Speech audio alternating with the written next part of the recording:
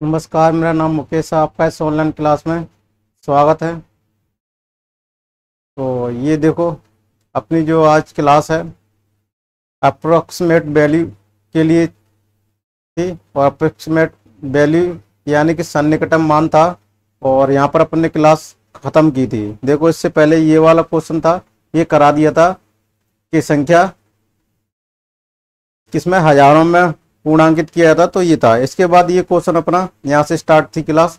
और ये आपको ये बता रहा हूँ, ये क्लास जवाहर नवोदय विद्यालय के लिए बनाई जा रही है और जो 2025 में हो रहे हैं, और उसको ध्यान में रखते हुए बनाई गई है। आप उसको ध्यान से देखिएगा।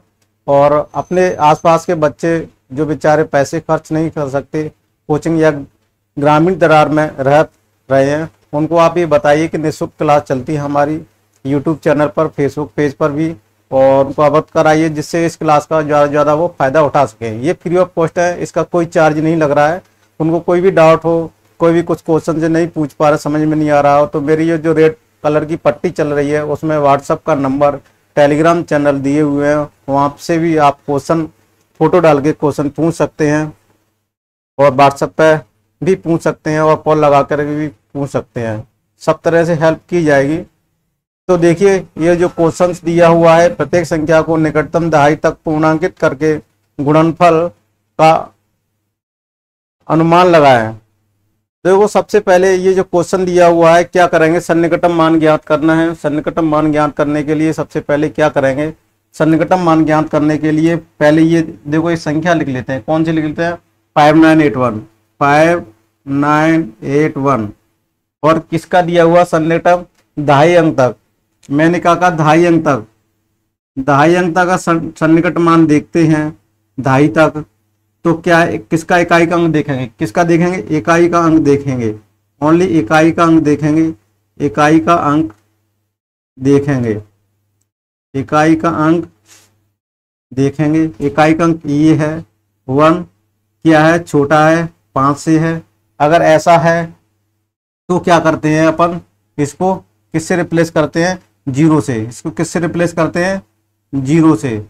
तो 5980 हो जाएगा। ये हो जाएगा। यहाँ तक समझ में आ रहा होगा। अब देखो, यहाँ पर एक और क्वेश्चन 4428। देखो, यहाँ पर देख लेते हैं। 4428 दिया हुआ है। इकाई का अंक देखेंगे। 8 बड़ा है 5 से, तो क्या करेंगे? इसको भी रिप्लेस करेंगे 0 से। इसमें 1 जोड़ देंगे तो कितना आ जाएगा? 3 आ जाएगा। और ये इस तरीके से ये बन जाएगा। क्या बन जाएगा? ये बन जाएगा। अब इन दोनों संख्याओं को क्या करेंगे? मल्टीप्लाई कर देंगे। देखो, मैंने पहले से यहाँ पर लिख के रखा हुआ है, जिससे ये कोई लेंदी न जाए, ये वीडियो न बनाया जाए। देखो, तो ये दिया हुआ है। जब यहाँ पर ऐसा करेंगे तो ये क्या होगा? यहाँ भी शून्य आएगा, यहाँ भी शून्य आएगा और 4 आएगा। और देखो, यहाँ पर 9 आएगा। यहाँ तक कोई दिक्कत हो तो बताइएगा। दिक्कत हो या आपको ये पीडीएफ फाइल भी मिल जाएगी। आपको जो मैं पीडीएफ फाइल दे रहा हूँ, आपको जो पीडीएफ फाइल जो बोर्ड पर आप नहीं भी नोट कर पा रहे हैं, तो इसकी पीडीएफ फाइल आपको मिल जाएगी। कहाँ मिल जाएगी? टेलीग्राम चैनल पर मिल जाएगी। या आपको जहाँ भी मेरे फेसबुक या यूट्यूब पर जो डालता हूँ, वहाँ पर आपको एक लिंक मिल जाएगी। वहाँ पर क्लिक करोगे तो ये पीडीएफ इसकी बनी हुई फाइल वहाँ से डाउनलोड हो जाएगी और आप घर पर बैठ के आसानी से इसको पढ़ सकते हैं मोबाइल पर, और नोट्स भी बना सकते हैं। तो ये भी फैसिलिटी मैं दे रहा हूँ कि ये पूरा सॉल्यूशन इसका जो मेरा है, ये जो पढ़ा रहा हूँ, इसकी पूरी पीडीएफ फाइल आपको पास मिल जाएगी। अब ये इसमें कौन सा ऑप्शन है? ये देखो, ये वाला ऑप्शन मिल रहा है। तो ये वाला कौन सा ऑप्शन है अपना? ये वाला ऑप्शन है। तो ये वाला आंसर हो जाएगा। तो यहाँ पर कौन सा है? ये वाला ऑप्शन सही है। क्या है अपना? ये वाला ऑप्शन सही है। तो मैं आशा करता हूँ ये आपको समझ में आ रहे होंगे। इस तरीके से अपनी क्लास चलेगी।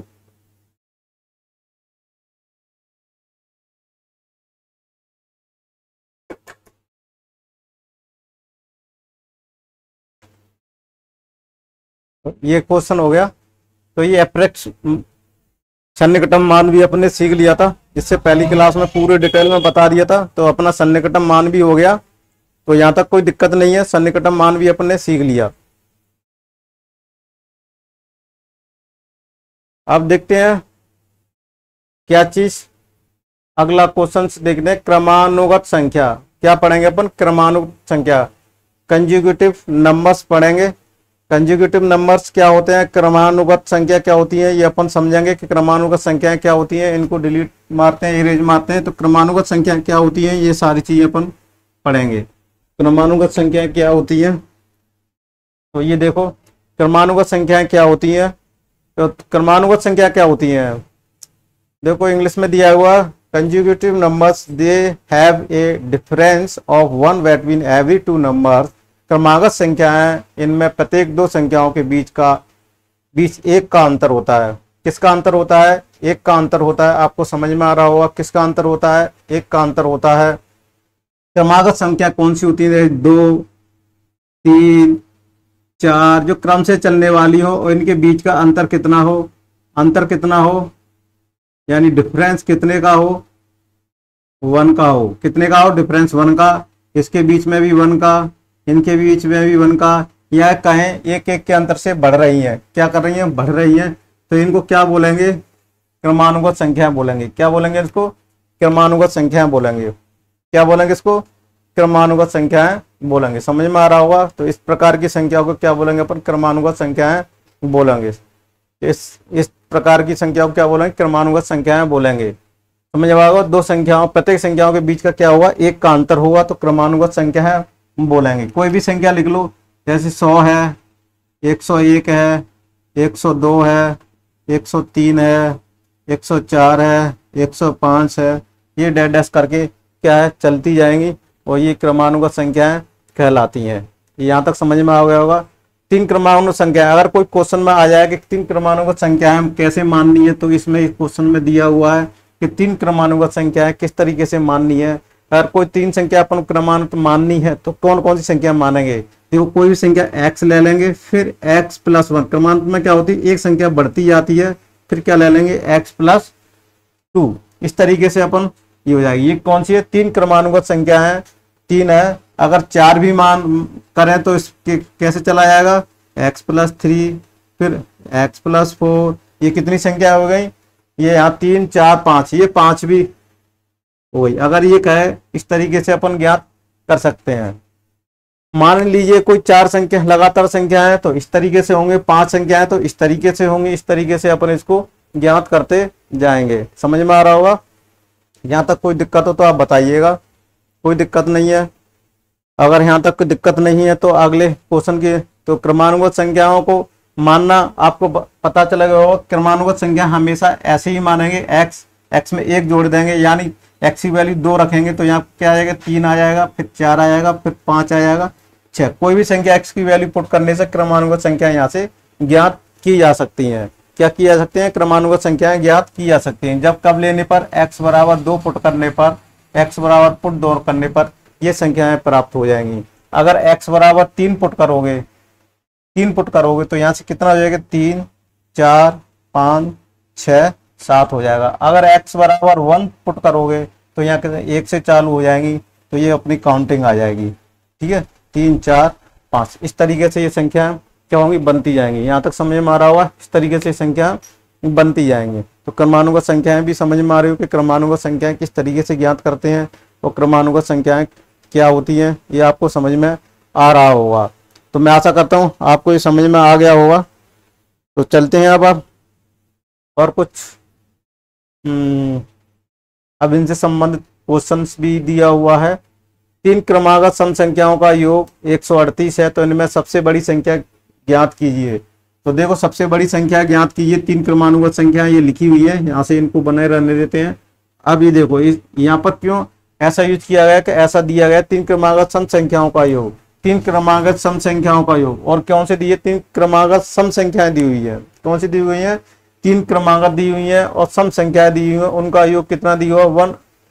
138 दिया हुआ। तो सबसे बड़ी संख्या है ज्ञात करनी है। तो मैं ये कहूँ क्रमागत 3 सम संख्या कौन सी दी होंगी? एक 2 है, एक 4 है, एक 6, ये 8 है। ये सम संख्या क्रमानुगत हो गई। कौन सी हो गई? 3 क्रमागत सम संख्या है। तो यहाँ पर क्या होगा? 2 रखेंगे तो यहाँ पर कितना आ जाएगा? यहाँ से 2 आएगा। यहाँ से 2 आ जाएगा, तभी तो यहाँ से क्या होगा 4 होगा। फिर यहाँ 4 रखेंगे तो यहाँ कितना हो जाएगा 4 रख देंगे, क्या रख देंगे 4 रख देंगे, तो यहाँ 2 4 2 6, तो 3 क्रमांकों संख्या यहाँ से प्राप्त हो जाएंगी, 3 क्रमांकों सम संख्या प्राप्त हो जाएंगी। 3 क्रमांकों सम संख्या प्राप्त संख्याओं को इस तरीके से लिखेंगे। अब इनको प्लस लगा देते हैं, प्लस प्लस कितना दिया हुआ है 138 दिया हुआ। अब इनको सॉल्व कर लेते हैं। x plus 2 plus x plus 4 बराबर 138। 38 अब 1 2 3x हो गया, 3x हो गया, 4 2 6 हो गया, और 138 और 6 को माइनस इधर लेते आइए तो 3x बराबर कितना हो जाएगा 132। अब ये देखो यहाँ से अगर इसको सॉल्व करेंगे तो x की वैल्यू कितनी आ जाएगी 132 अपॉन 3, 3 से 3 इसको कैंसिल कर देंगे तो कितना आ जाएगा 12 है, एक 13 इधर आ जाएगा तो एक इतना आ जाएगा 12, तो कितना आ जाएगा 44। ये किसकी वैल्यू आ गई। इसमें पूछा क्या है, इनमें सबसे बड़ी संख्या कौन सी है, सबसे बड़ी कौन सी संख्या है, ये है सबसे बड़ी संख्या, सबसे बड़ी संख्या ये है। तो क्या लिखेंगे x प्लस 4 बराबर 44 प्लस 4 बराबर 48 सॉरी क्या 48, डी वाला ऑप्शन है, यही अपना क्या हो जाएगा आंसर हो जाएगा। यहाँ तक कोई दिक्कत हो तो बताइए। क्या हो गया 3 क्रमांक सम संख्याओं का योग 138 है, तो इनमें से सबसे बड़ी संख्या, अगर इसमें से क्वेश्चन में ये पूछ लिया सबसे छोटी संख्या कौन सी है, तो सबसे छोटी संख्या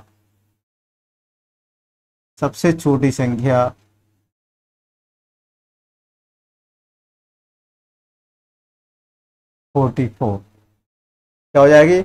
अगर सबसे छोटी संख्या पूछी जाए तो 44 हो जाएगी, सबसे बड़ी संख्या पूछी जाए तो 48 हो जाएगी। यहाँ तक समझ में आ रहा है,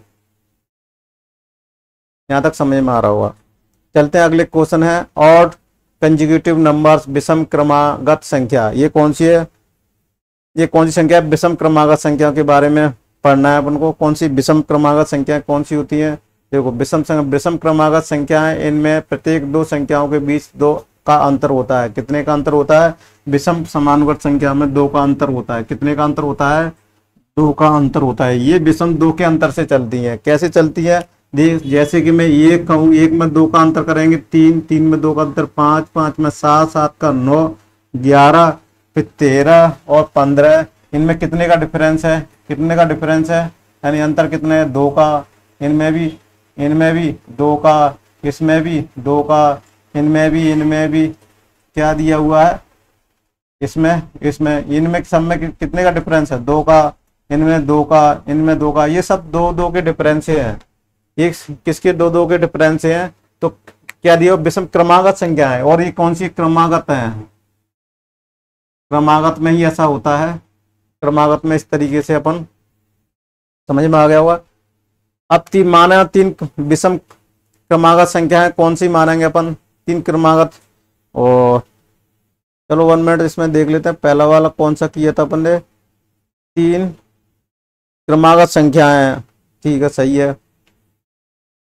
माना 3 विषम क्रमागत संख्या है, माना 3 विषम क्रमागत संख्या है। तो 3 विषम क्रमागत संख्या कैसे मानेंगे, इस तरीके से मानेंगे जैसे सम मानी थी अपन ने, वैसे ही इसको भी मानेंगे।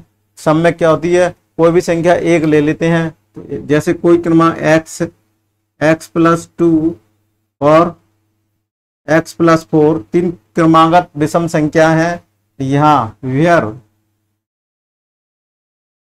x क्या है, ऑड नंबर है, x क्या है विषम संख्या है, ऑड क्या है विषम संख्या है, तब ये नियम क्या हो जाएगा यहाँ से फॉलो हो जाएगा। अगर s को देखो, अगर x प्लस 2 x प्लस 4, अगर यहाँ क्या किया जाए, यहाँ x क्या हो जाए, अगर x क्या हो जाए, अगर x इवन हो जाए, यानी सम संख्या हो जाए, तब ये कौन सी होंगी, लगातार सम संख्या, अगर ये विषम संख्या है तो कौन सी हो जाएंगी ये, लगातार विषम संख्या। अपन ये भी कह सकते हैं लगातार सम संख्या, इस तरीके से कह सकते हैं, बन सकता है।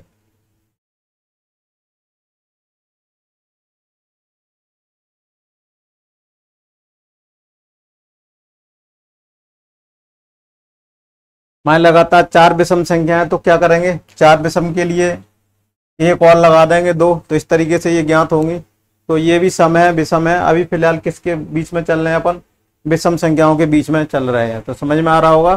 तो इस तरीके से ये, अब चलो क्वेश्चन की तरफ चलते हैं और क्वेश्चन क्या कहता है ये अपन समझ लेते हैं। यहाँ तक समझ में आ रहा होगा। बहुत स्लो स्लो अपनी ये क्लास चलेगी, यहाँ तक कोई दिक्कत नहीं होगी आपको। बहुत स्लो स्लो क्लास चलाएंगे। 5 लगातार विषम संख्याओं का योग कितना है। तो देखो ये क्वेश्चन में दिया हुआ है, क्या दिया, 5 लगातार विषम संख्याओं का योग 295 है, सबसे छोटी संख्या। तो विषम संख्या मैंने क्या बताई थी, एक x मान ली थी, फिर एक x+2 मान ली थी, फिर एक x+4 मानी थी, प्लस एक x+6 मानी थी। तभी तो क्या हो जाएंगे ये संख्या है 5 हो जाएंगी। 1 2 3 4, अभी 4 हुई है, ठीक है। अभी क्या हुए हैं, 1 2 3 4 हुए हैं, x+8 हो जाएंगे। फिर एक यदि वन का योग कितना है 295, 295 दिया हुआ है। क्या दिया हुआ है, 295 दिया हुआ है, ठीक है।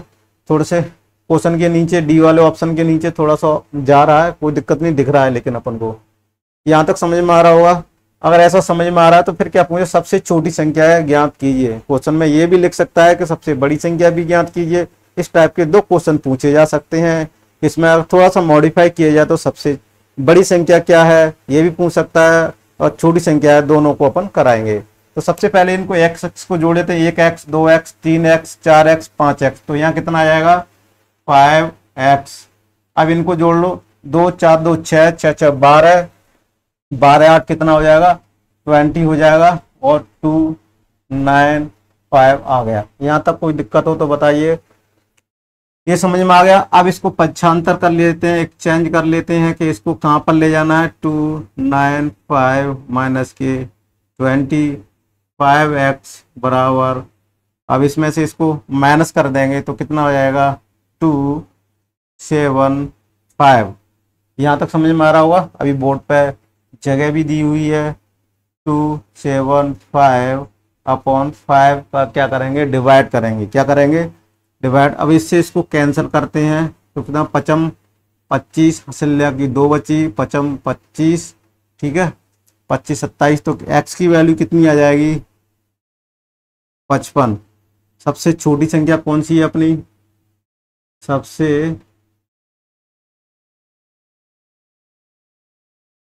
छोटी संख्या इसमें ये होगी। और सबसे बड़ी संख्या कौन सी होगी, ये सबसे बड़ी संख्या होगी, सबसे बड़ी संख्या। अब क्वेश्चन में कुछ भी पूछ सकता है तो अपने यहाँ से आंसर दे सकते हैं। अगर छोटी संख्या पूछी है तो अपना कौन सा आंसर हो जाएगा, ये सी वाला ऑप्शन हो जाएगा। क्वेश्चन के अकॉर्डिंग क्या हो जाएगा, ये हो जाएगा। क्वेश्चन के अकॉर्डिंग क्या हो गया, ये हो गया। अगर सबसे बड़ी संख्या पूछी जाए तो यहाँ से क्या हो जाएगा 55, एक्स की वैल्यू रख देते हैं 8, ये रख देते हैं। जब इसको सॉल्व करेंगे तब कितना आ जाएगा 13 और 63। 63 क्या आ जाएगा, सबसे बड़ी, सबसे बड़ी, और ये सबसे छोटी। दो आंसर दोनों तरीके से आना चाहिए। ये समझ में आ गया होगा। कोई दिक्कत है, कोई डाउट है तो बताइएगा। इस तरीके से क्वेश्चन को करते जाएंगे। अब A1 कंजिक्यूटिव नंबर्स आ गए, सम क्रमागत संख्या है। सम क्रमागत संख्या भी ऐसे ही मानते हैं जैसे मैंने इसको अभी बताया था, उसको भी सम संख्या मान सकते हैं।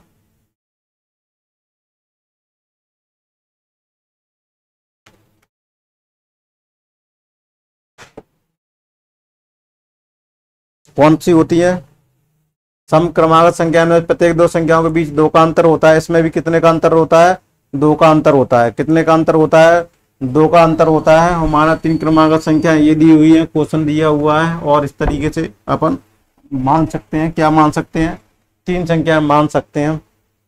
मैं बता चुका था कौन सी, x +2, 2 की डिफरेंस से होगा 4, 3 हो गई, x 6, x 8, x +10, इस तरीके से ज्ञात कर सकते हैं। लगातार 4 यहाँ तक हो जाएंगी, और 3 यहाँ तक हो जाएंगी, 5 यहाँ तक हो जाएंगी, 6 यहाँ तक हो जाएंगी। तो कह सकते हैं माना 3 क्रमागत संख्या है। और यहाँ पर ये क्या है, ये इनिशियल वैल्यू क्या होती है, प्रारंभिक वैल्यू होती है ना x, ये हमेशा क्या होती है, इवन वैल्यू होती है। इवन वैल्यू रखेंगे तो ये सम टर्म देगी, अगर यहाँ ऑड रखेंगे तो ये सारी ऑड टर्म आएंगी। यहाँ समझ लेना, अगर यहाँ पर सम टर्म रखेंगे तो ये सम टर्म के लिए फॉलो करता है, अगर विषम के लिए यहाँ x की वैल्यू रखते हैं तो विषम टर्म के लिए नियम फॉलो करता है। अब क्वेश्चन की तरफ चलते हैं। क्वेश्चन में क्या कहता है, 3 क्रमागत सम संख्या को 138 है, तो इनमें सबसे बड़ी संख्या ज्ञात कीजिए। तो देखो कौन सी 3 संख्याओं का 3 क्रमागत सम संख्या दी है। 3 क्रमागत संख्या यहाँ तक हो गई, क्या हो गई, यहाँ तक हो गई। यहाँ प्लस लगा देते हैं, यहाँ पर भी प्लस लगा देते हैं। फिर क्या दिया हुआ है, 138, क्या दिया हुआ, 138 दिया हुआ। 1x 2x 3x, यहाँ कितना आ जाएगा, 3x आ जाएगा। देखो दिख रहा है 3x आ जाएगा, प्लस यहाँ दिया 2 4 2 6 आ जाएगा, 6 बराबर 138। अब 3x इक्वल टू 138 में 6 माइनस कर देंगे, 132 बचेगा। और x की वैल्यू इससे कैंसिल करेंगे, पूरा देखो सिस्टमेटिक तरीके से कराता जाऊंगा। इसको कैंसिल करते हैं, चौक 12 और 12, ठीक है। तो यहाँ से क्या आ जाएगा, 66 वैल्यू आ जाएगी इसकी, x की वैल्यू। और ये क्या है, इनमें सबसे बड़ी, ये सबसे छोटी है, क्या है, सबसे छोटी संख्या। तो सबसे बड़ी संख्या कौन सी है, ये है x +4, सबसे बड़ी संख्या, सबसे बड़ी संख्या यहाँ से प्राप्त होगी। तो देखो x +4 बराबर x की वैल्यू यहाँ पर रख देते हैं 66, तो कितना आ जाएगा, 70 आ जाएगा। 70 ऑप्शन में दिया हुआ है क्या, सम संख्या 139 में से सबसे बड़ी संख्या कौन सी है, इसमें ऑप्शन में दिया 1 मिनट, सॉरी क्या है, सॉरी गलत कर रहे हैं अपन, गलत सॉरी यहाँ पर कैंसिल कर दिया था गलत। तिचौक 12 और तिचौक 12, यानी ये क्या कितना आ जाएगा, 44 आ जाएगा। सॉरी कैंसिल करने में गलती इंसान से होती है, हम भी भगवान नहीं है, गलतियां सबसे होती हैं। तो देखो ये कितना x की वैल्यू आ गई, तो अपने यहाँ क्या रखेंगे, 44 रख देंगे। तो यहाँ कितना आ जाएगा, 48 आ जाएगा। क्या आ जाएगा, 48 आ जाएगा। 48 कौन सा ऑप्शन दिया हुआ है, डी वाला ऑप्शन दिया हुआ है। ये अपना आंसर है according to question. According to question अगर ये पूछा सबसे छोटी संख्या है तो 44 आ जाएगा। कितना आ जाएगा, 44 आ जाएगा।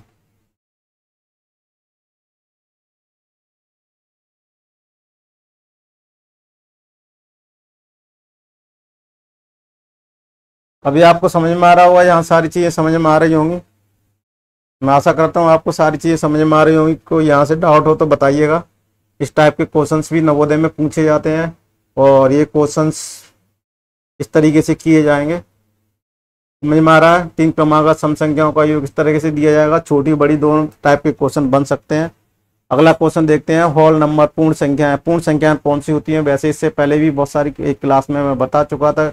होल नंबर्स क्या होती है, नेचुरल नंबर्स क्या होती हैं, ये उसके रिलेटेड क्वेश्चन भी मैंने कराए थे। तो मेरे यूट्यूब चैनल पर वो पड़ी हुई है वीडियो, अभी इसी महीने की है, वो पढ़ लीजिएगा आप। तो we start counting from the number 1, hence is the first natural number and next natural number is 2, which is obtained by adding 1 to the first number. Hence, number are represented in 2 ways according to their order line.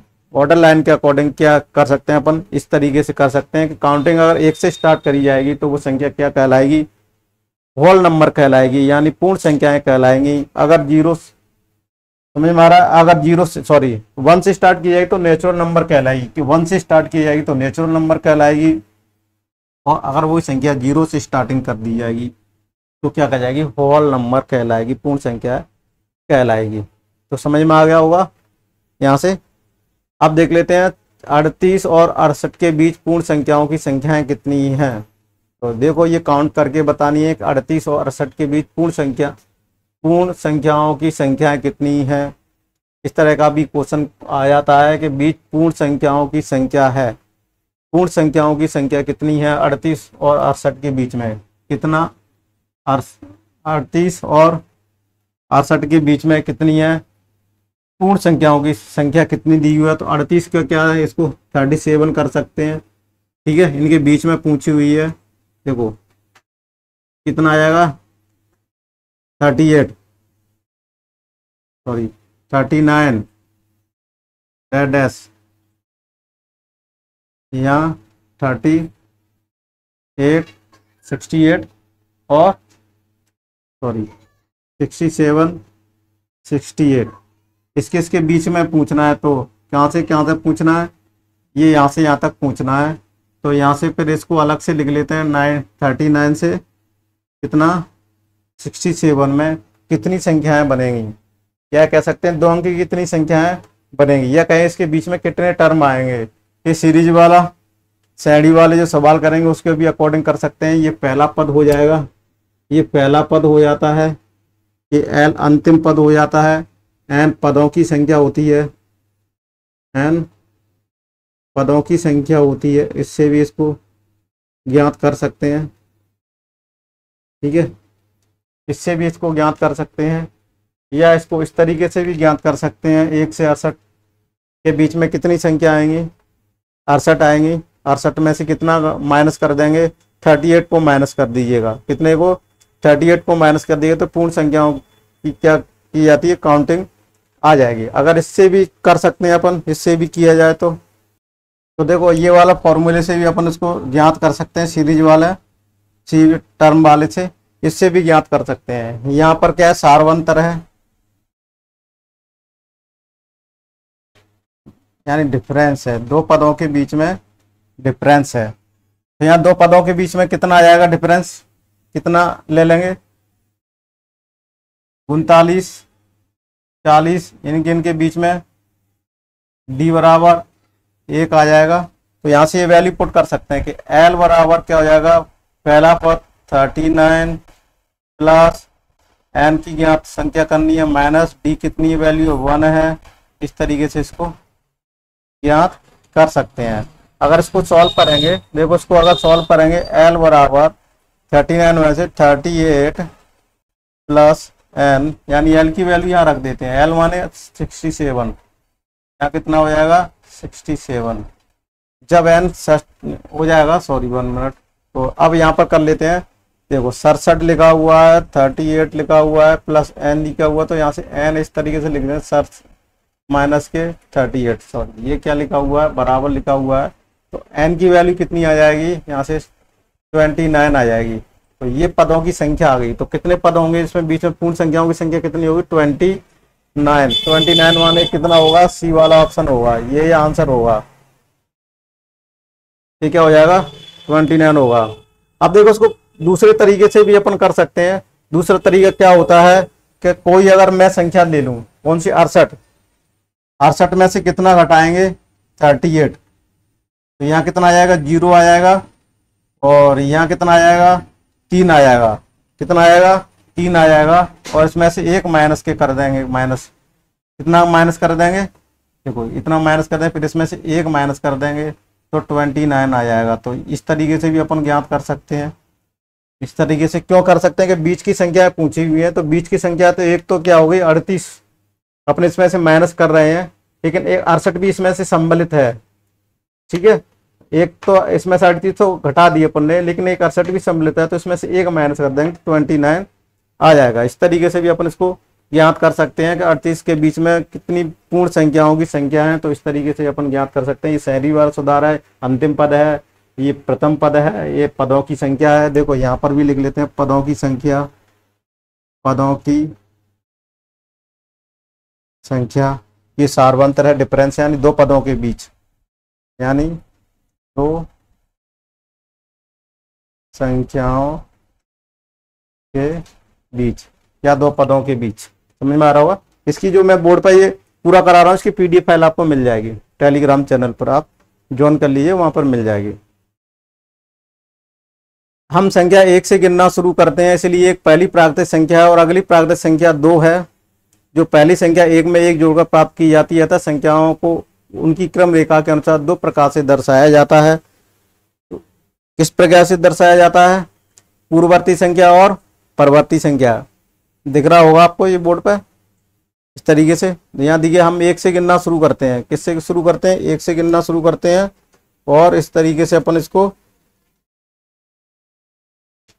इनको erase कर देते हैं। बहुत slow class चल रही है, आपको समझ में भी आ रहा होगा, कोई दिक्कत नहीं है। क्लास को लेंदी हो जाने दो। 31 मिनट की हो गई। हम संख्या 1 से शुरू करते हैं, तो पहली प्राकृतिक संख्या पाती है। जैसे प्राकृतिक संख्या में क्या होता है, पहली प्राकृतिक संख्या है, इसमें 1 जोड़ दोगे तो दूसरी प्राप्त हो जाएगी, दूसरी में 1 फिर जोड़ दोगे तो तीसरी प्राप्त हो जाएगी, तीसरी में फिर 1 जोड़ दोगे तो चौथी प्राप्त हो जाएगी। इस तरीके से प्राप्त होती चली जाती है, इस तरीके से प्राप्त होती चली जाती हैं। तो इस तरीके से देखो, पूर्ववर्ती संख्या को होती, किसी प्राकृतिक संख्या के ठीक पहले आने वाली प्राकृतिक संख्या उसकी पूर्ववर्ती संख्या होती है। उदाहरण 65 की पूर्ववर्ती संख्या क्या होगी? माइनस के कर देंगे, 64 होगी। देखो, पूर्ववर्ती संख्या को इंग्लिश में क्या बोलते हैं? Antecedent number, the natural number immediately preceding a natural number it's predecessor. क्या होगा? प्रीडेसेसर होगा। तो प्रीडेसेसर क्या होगा? नंबर होगा, ज्ञात कर सकते। देखो, पूर्ववर्ती संख्या के बारे में दिया हुआ, पूर्ववर्ती क्या है, इनसे कंफ्यूजन नहीं। नेचुरल नंबर हमेशा किससे, नेचुरल नंबर हमेशा किससे स्टार्ट होगी? 1 से स्टार्ट होगी। किससे होगी? स्टार्ट। और होल नंबर ये एक प्राकृतिक संख्या है और ये पूर्ण संख्या है, ये हमेशा किससे होगी? 0 से स्टार्ट होगी। ये तो आपको पता होगा, ये पता होगा। पूर्ववर्ती संख्या ज्ञात करते हैं, कैसे करते हैं? तो मैं इससे पहले भी क्लास में बता चाहूँ, पूर्ववर्ती संख्या होती है पूर्व की संख्या। जैसे मैं 6 की पूर्ववर्ती संख्या ज्ञात करेंगे, क्या होगा? पूर्ववर्ती। तो पूर्ववर्ती कैसे ज्ञात करेंगे? 6 में से 1 घटा देंगे तो कितना जाएगा? 5। ये 5 पूर्ववर्ती संख्या हो गई। क्या हो गई?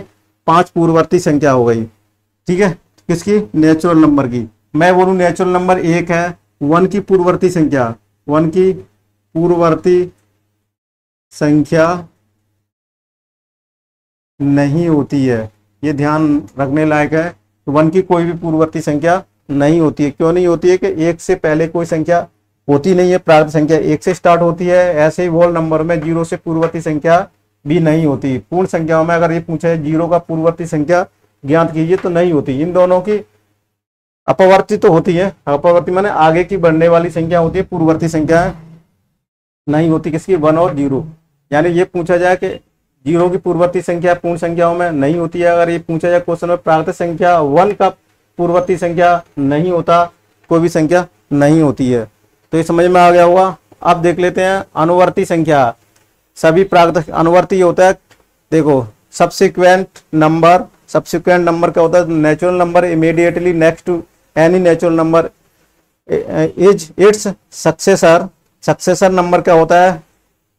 तो देखो, इस तरीके से ये क्वेश्चन दिया हुआ है। इसमें दिया हुआ है अनुवर्ती। क्या दिया हुआ? अनुवर्ती। तो अनुवर्ती क्या होता है? अनुवर्ती संख्या कोई भी संख्या ले ले, तो 856 ले लिया। अनुवर्ती संख्या ज्ञात करने के लिए इसमें 1 जोड़ते जाते हैं, 857 हो जाएगा। ये कौन सा होता है? अनुवर्ती। या अनुवर्ती संख्या के लिए कर रहे हैं, राइटिंग पर मत जाइए आप। ठीक है, अनुवर्ती संख्या हो जाएगी। यहां तक समझ में आ रहा है। अनुवर्ती को परवर्ती भी बोलते हैं। देखो, दो, अगर ये आप ये कंफ्यूजन मत होना, अनुवर्ती परिवर्ती दोनों एक ही होता है। यहाँ पर कंफ्यूजन होता है अपन को। तो ये समझ में आ गया होगा आपको कि अनुवर्ती संख्या को परवर्ती भी संख्या बोलते हैं। यहाँ पर कंफ्यूजन मत होना क्या लगते हैं, सक्सेसर बोलते हैं इंग्लिश में, अनुवर्ती को सक्सेसर होते हैं। और सब्सिक्वेंट नंबर भी बोलते हैं, सक्सेसर सब्सिक्वेंट नंबर, ठीक है, इंग्लिश में सक्सेसर सब्सिक्वेंट नंबर होता है। अब देखते हैं ये क्वेश्चंस 999 के उत्तराधिकारी और पूर्ववर्ती का गुणनफल ज्ञात कीजिए। Product of successor and प्रेडेसेसर of 999। तो इन दोनों का क्या ज्ञात करना है, अनुवर्ती और पूर्ववर्ती। क्या अनुवर्ती और पूर्ववर्ती, देखो 99 दिया हुआ है, 9999 दिया है, उसका अनुवर्ती और पूर्ववर्ती ज्ञात करना है। तो कैसे ज्ञात करेंगे, एक तो इसमें +1 जोड़ दो तो कितना हो जाएगा, 1000 हो जाएगा। कितना हो जाएगा, 1000 हो जाएगा। प्लस माइनस के 1 कर दो तो कौन सा आएगा, उत्तराधिकार पूर्ववर्ती संख्या आ जाएगी। पूर्ववर्ती संख्या आ जाएगी तो कितना आ जाएगी ये पूर्ववर्ती संख्या, 9 और 1 माइनस कर देंगे। फिर क्या पूछा है, इनका दोनों का मल्टीप्लाई करना है। तो मल्टीप्लाई कर दो आप, मल्टीप्लाई चलो यहाँ कर देते हैं, 9 9 8 1000 का मल्टीप्लाई कर देंगे। इसका डायरेक्टली अपन कर देते हैं तो क्या आ जाएगा, इसको देखो 3 0 आ जाएगा तो 9 9 8 1 2 3 0 आ जाएगा। इसका मल्टीप्लाई होगा 9 9 8 0। कौन सा वाला ऑप्शन है अपना, सॉरी बी, ये ऑप्शन है अपना, मैच कर रहा है क्वेश्चन में, तो ये अपना आंसर हो जाएगा। यहाँ तक कोई दिक्कत हो तो बताइएगा। अगले प्रश्न की तरफ चलते हैं। एक गैर शून्य पूर्ण संख्या है, यानी product of non zero whole numbers and is successor is always, क्या होगा, एक गैर शून्य पूर्ण संख्या और उसके उत्तराधिकारी का गुणनफल हमेशा क्या होगा, सम संख्या होगी, विषम संख्या होगी, अभाज्य संख्या होगी, 3 से विभाज्य होगी। ये सारी आपको चेक करना है। क्वेश्चन को देखो,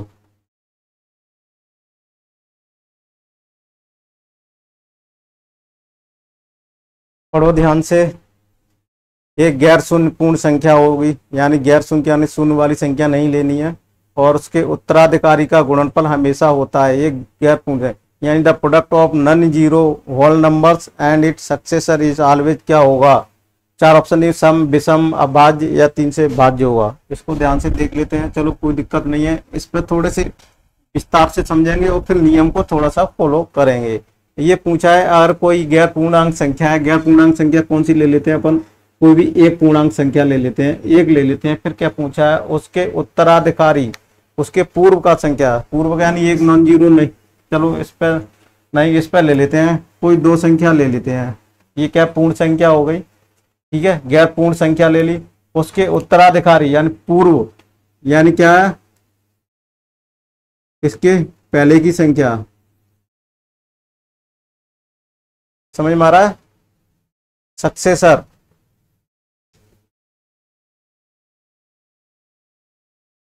वन मिनट, उत्तराधिकारी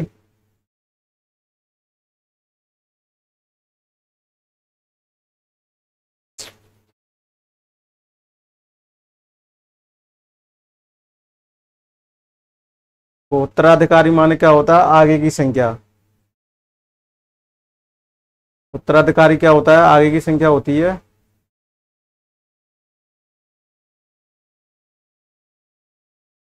तो देखो कि उत्तराधिकारी यानी आगे की संख्या क्या करेंगे, +1 कर देंगे तो ये कितना आ जाएगा, 3 आ जाएगा, 3 आ जाएगा। फिर इसमें इसका क्या कर देंगे, मल्टीप्लाई कर देंगे तो कितना आ जाएगा, 6। क्या ये सम संख्या होगी, सम संख्या है। फिर क्या है, विषम संख्या नहीं है, यानी विषम वाला ऑप्शन तो कैंसिल हो जाएगा। फिर ये एक अभाज्य संख्या है, इसके कितने गुणनखंड होते हैं, 1 होता है, 2 होता है, 3 भी होता है, 6। तो ये कौन सी संख्या है, अभाज्य संख्या तो नहीं है, अभाज्य नहीं है, अभाज्य नहीं है। कौन सी संख्या है, भाज्य है। अभाज्य के सिर्फ 2 गुणनखंड होंगे और भाज्य के 2 से ज्यादा फैक्टर होंगे। 3 से डिविजिबल है, ये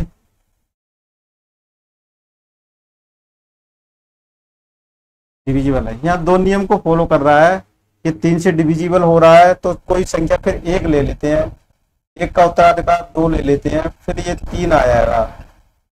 3 आ जाएगा। तो फिर यहाँ से क्या कर सकते हैं, ये कौन सी संख्या है, विषम है, 3 से डिविजिबल है और अभाज्य भी है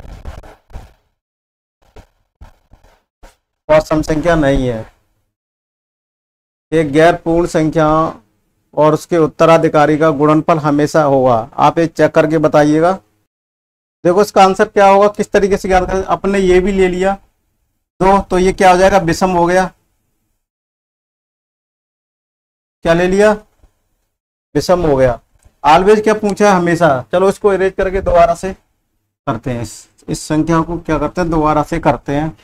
एक कोई भी संख्या गैर पूर्ण संख्या और उसके ले लेते हैं, कोई ले लेते हैं 6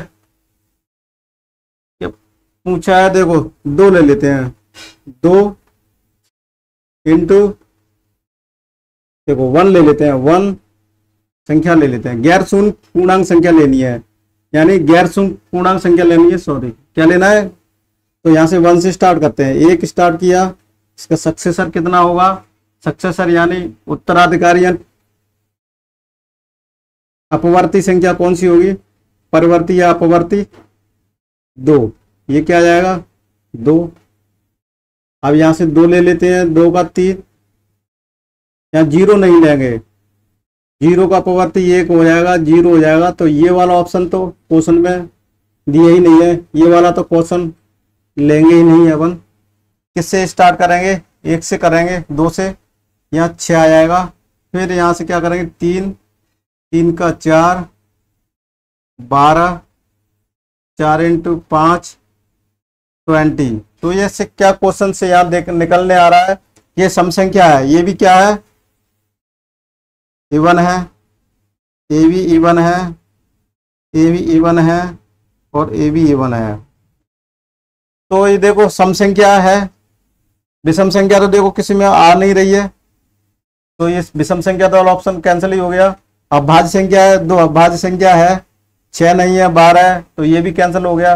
3 से डिविजिबल है, 2 3 से डिविजिबल नहीं है, 6 3 और ये 3 से डिविजिबल नहीं है। तो हमेशा क्या हो जाएगा, हमेशा प्राप्त क्या हो जाएगा, इवन नंबर। ये ऑप्शन होगा, क्या होगा, सम संख्या प्राप्त हो जाएगी, सम संख्या प्राप्त होगी, क्या हो जाएगी, सम संख्या प्राप्त होगी, यानी इवन नंबर होगा हमेशा प्राप्त। तो यही अपना क्या हो जाएगा, आंसर हो जाएगा।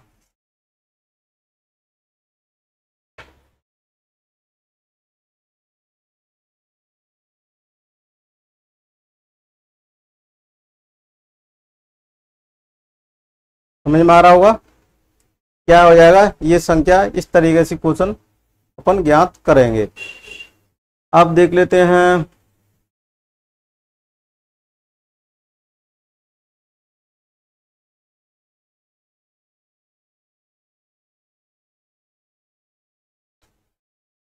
अगला क्वेश्चन देखा जाए क्या,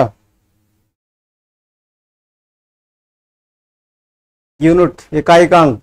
चलो इकाई के अंक के लिए तो अलग अलग से क्लास बनाते हैं। अपनी क्लास लगभग 43-21 सेकंड यानी 44 मिनट की हो गई, 45 मिनट पर छोड़ देते हैं। तो इकाई के अंक अगली क्लास में इसको कराएंगे, इकाई के अंक क्या होते हैं, इकाई के अंक की सारी नियम पढ़ाएंगे। और वैसे अगर इकाई का अंक देखा जाए तो मेरे यूट्यूब पर मेरे 2 साल पहले मैंने वो एक क्लास बनाई थी, वो उसकी 10-12 क्लास हैं, वो एसएससी लेवल की, लो लेवल से हाई लेवल तक की गई है। वहाँ पर आप देख सकते हैं, 3-4 क्लास देख लेना, वो आपके मतलब की। लेकिन ये जो मैं यूनिट इकाई का अंक बताऊंगा, यहाँ पर सिर्फ नवोदय को ध्यान में रखते हुए बताऊंगा। इतनी ज़्यादा हाई एंड वाले क्लास वो क्वेश्चंस नहीं आएंगे, यहाँ उनके लेवल के अकॉर्डिंग ही पूछे जाएंगे। तो मेन बेसिक चीज़ें अपन यहाँ इकाई के अंक ज्ञात करेंगे और क्लास को ख़त्म करेंगे। तो आपको ये क्लास कैसे लगी आप जरूर कमेंट्स में बताइएगा और इसके ज़्यादा से ज़्यादा शेयर कीजिएगा, जिससे और भी इस क्लास का फ़ायदा उठा सकें। Thank you for watching this video. मिलते हैं अगली क्लास में। अगली क्लास में यूनिट डिजिट स्टार्ट होगी, उसकी पीडीएफ फाइल भी आप टेलीग्राम चैनल को ज्वाइन कर लीजिएगा। मैं इसकी पीडीएफ फाइल वहाँ पर अवेलेबल करा देता हूँ, तो वहाँ से आप नोट भी कर सकते हैं। अगर गलती से आप नहीं नोट कर पा रहे हैं या बस वगैरह में चल रहे हैं, कॉपी पेंसिल नहीं ले पाते हैं, आप वीडियो देख रहे हैं, तो इसकी बिल्कुल सेम मेरे हैंड रिटन की जो बोर्ड पर दिख रहा है उसका आपको वहाँ पर मिल जाएगा। Thank you for watching this video.